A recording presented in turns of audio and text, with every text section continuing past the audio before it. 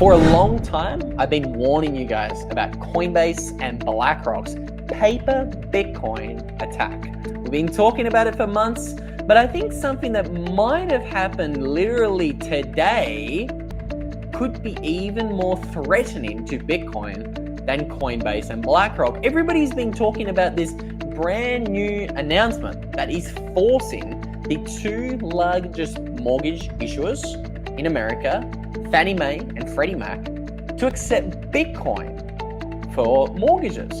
So a lot of people are saying, this is great.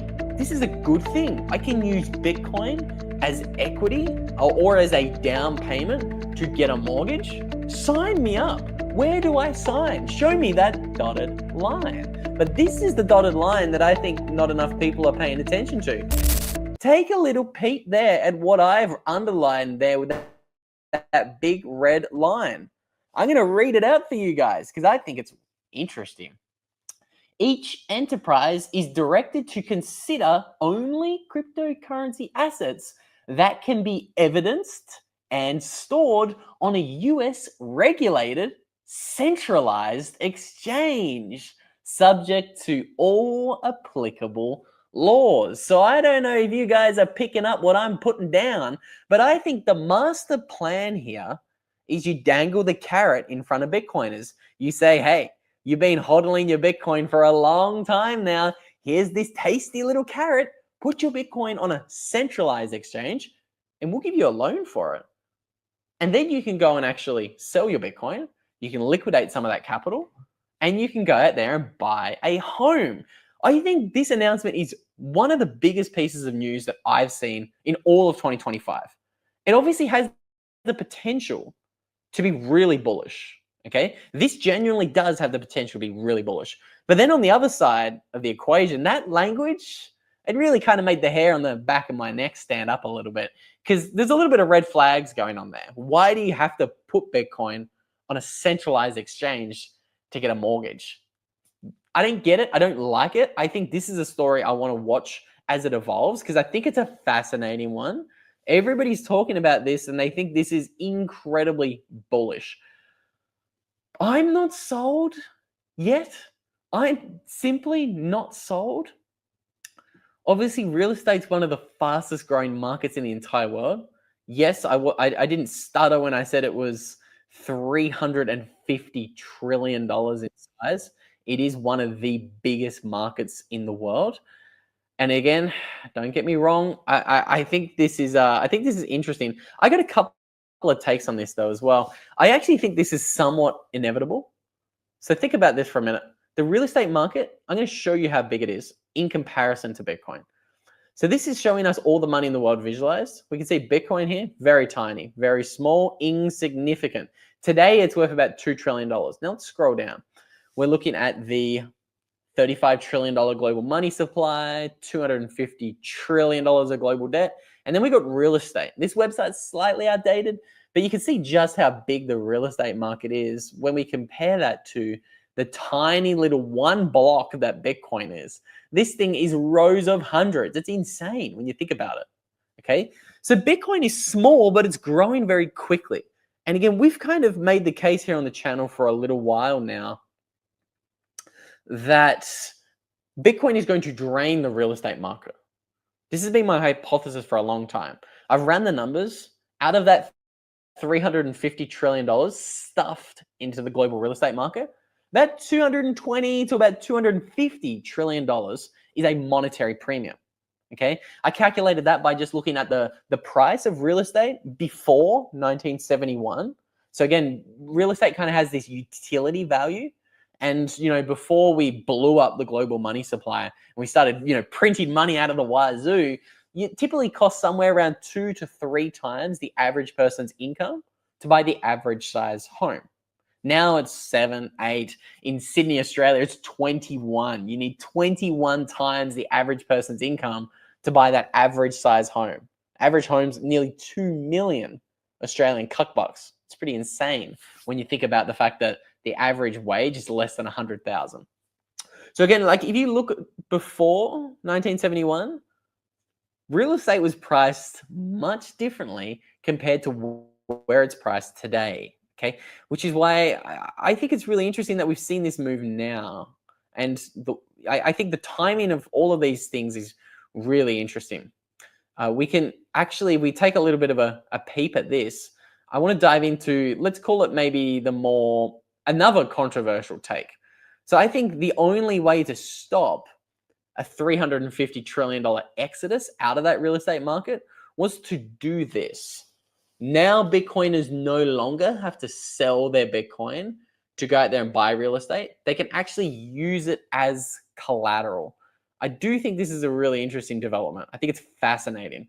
Again, if you guys are looking to actually get some liquidity from your Bitcoin without putting it on a centralized exchange like the Federal Housing Commission wants you to do, I always encourage you guys to check out Firefish. They are a Bitcoin native peer-to-peer Bitcoin lending platform. That means you can borrow against your Bitcoin. And again, Firefish never takes custody of your Bitcoin. This is very different to the lending platforms we saw in 2022, like BlockFi, Celsius, FTX, and all of those other shenanigans riddled exchanges that we saw in 2022. Firefish uses Bitcoin multi-signature vaults. And again, like I said, they do not take custody of your Bitcoin.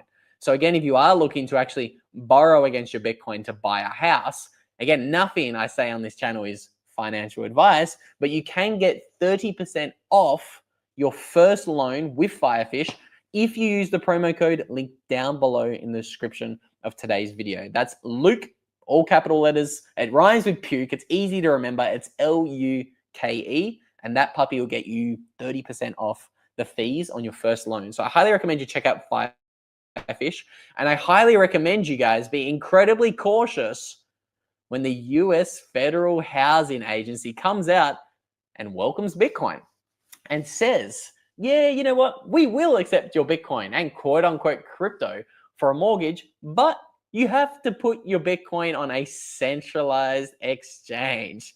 That is dangerous. That is what I do not want to be looking at. That should be placed in the same place as the wazoo, as Knox Bill here in the chat says. You should definitely not be trusting centralized exchanges, guys. Just be really cautious with it. Be incredibly cautious. I do think it is inevitable, to Dr. Daniel Howe's point in the chat. Bitcoin will always leak into the banks, but will never leak back out. That's an interesting take. I do think that's really interesting. Now, to Boy Hustle's comment here, why don't these big guys just smash buy Bitcoin on the exchange? Why not? Well, that is because they're trying to actively buy as much as they can. All of these treasury companies I show you and talk about here on all the time, these guys are not just looking to buy 100 Bitcoin and then just flip their Bitcoin and sell it in a bull run. What's really interesting is they're all aggressively increasing their holdings of Bitcoin. You can see there's a bar here that shows the direction of their Bitcoin holdings. More than 90% of these companies are aggressively increasing their holdings. Many of them are putting all of their money into Bitcoin, and then whenever they make new money or they raise new money, new capital, they increase their Bitcoin holdings. So if a Bitcoin treasury company's goal is to buy as much Bitcoin as possible, they obviously want the price to stay where it is so they can buy as much as possible.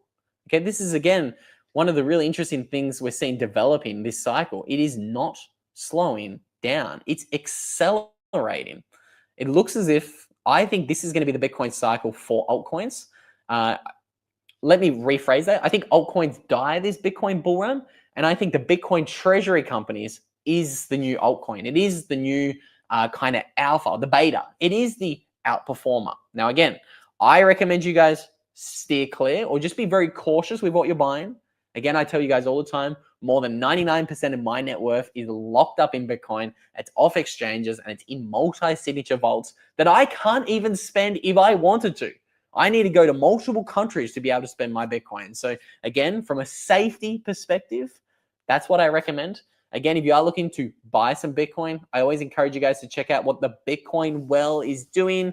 Make sure you use promo code GREENCANDLE and you can receive some Bitcoin Wishing Well tokens when you buy Bitcoin on the Bitcoin Wishing Well. And again, if you are looking for tighter fees, tighter spreads, and if you're looking to buy a large amount of Bitcoin over the counter, the Bitcoin world does have their Bitcoin Infinity program, where you can, as you can see, click on that little button, book a call with a specialist, and grab a slot on a calendar or at a time that suits you best for you to have your hand held through the Bitcoin buying process. Again, I've had a lot of people ask me for this product. It's very difficult to find someone who actually, acts as a broker and helps you buy your Bitcoin. Again, I know that 91% of you guys watching these videos are above the ages of 35. I might have doxed some of you guys, but that just means a lot of you guys just want help buying your Bitcoin. I get it.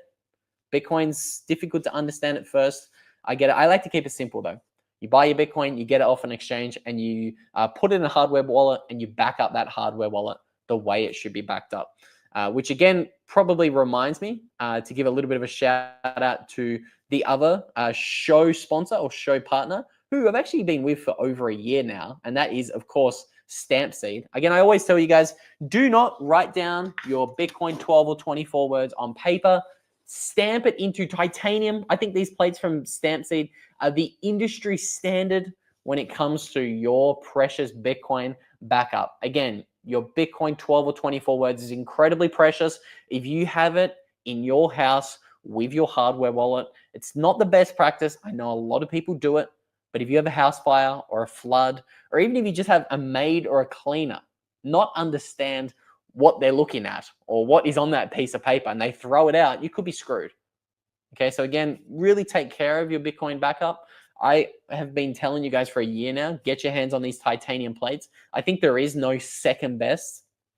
So again, you guys can get, I think it's 15% off anything you want to buy from Stampseed with that promo code, again, linked down below, which is Luke15. And you can get as many plates as your heart desires. I know some people have some multi-signature setups that they might want a few plates for. So again, take advantage of that discount. It does apply to as many plates or as many hammers that you want to buy. And again, I think Stephen here in the chat makes a great point. Centralized entities are needing relevance. They need Bitcoin to achieve relevance. This is all true. Again, a lot of people think that the institutions coming into Bitcoin, it's 100% a bad thing. It's proof that Bitcoin's failed. There's some people who think Bitcoin's just decentralized money that should stay outside the system forever. And this is not true. Okay, if Bitcoin is going to be what we think it is, for it to actually succeed, it's going to be welcomed and adopted by everyone. I think what some people are missing is they're scared that Coinbase and BlackRock and these large nation states are adopting Bitcoin, but they don't understand that this is fine as long as these guys can't change Bitcoin. Again, this is a really big caveat that I think gets missed a lot. Bitcoin cannot be changed. We saw this in the 2017 block size wars. Bitcoin is immutable, uncensorable, decentralized, and it is money with rules without rulers. And with all that said, if you want to learn more about why we think Bitcoin is money without rulers and where the end game of this situation leads us. Again, if Bitcoin is decentralized and it can't be changed, how do we value Bitcoin? Well, I'm going to put 2 videos up on screen, somewhere around there and there. And if you click on those links, it's going to take you to a couple of videos where I do some deep dives on that topic. And with all that said, thank you so much to the 785 of you guys tuning in. Hope you have a good day. I'll see you all in the next one.